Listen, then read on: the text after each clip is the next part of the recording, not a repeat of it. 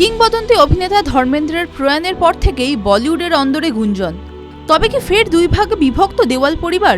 একদিকে প্রথম পক্ষের সন্তান সানি ও ববি দেওয়াল, অন্যদিকে হেমা মালিনী ও তার দুই কন্যা এশা ও অহনা। এই জল্পনা আরও ঘনীভূত হয় যখন সানি ববিদের আয়োজিত প্রার্থনা সভায় হেমা মালিনীকে অনুপস্থিত থাকতে দেখা যায়।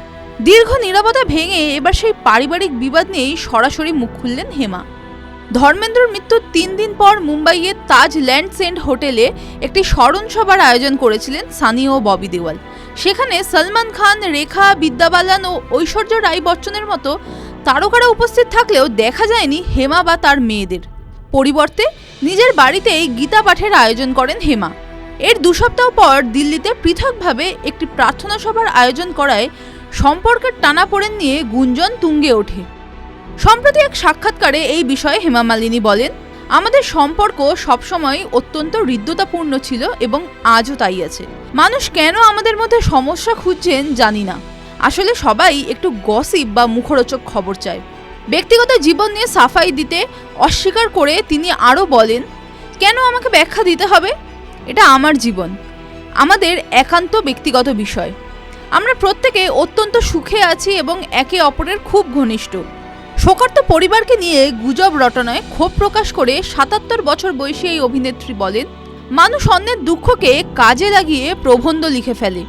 এটা খুব দুঃখজনক। এই কারণেই আমি এসব জল্পনার উত্তর দিই না। পারিবারিক ঐক্যের প্রমাণ দিয়ে হেমা জানান, ধর্মেন্দ্রর স্মৃতি রক্ষার্থে সানি দেওয়াল একটি মিউজিয়াম বা সংগ্রহশালা তৈরির পরিকল্পনা করছেন।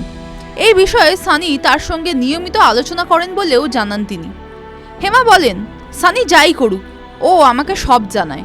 আমরা পরামর্শ করেই কাজগুলো করব। একাধিক স্মরণসভা আয়োজন প্রসঙ্গে হেমা মালিনী স্পষ্ট জানান, এটা সম্পূর্ণ একটি ব্যবহারিক সিদ্ধান্ত ছিল।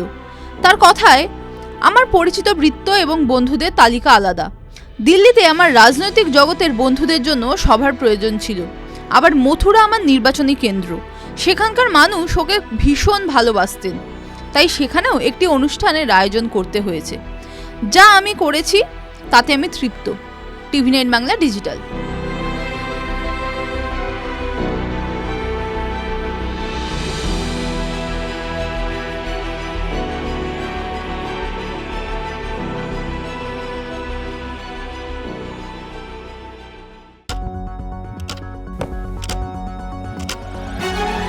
রাজনীতি শুধুই কি রাজার নীতি?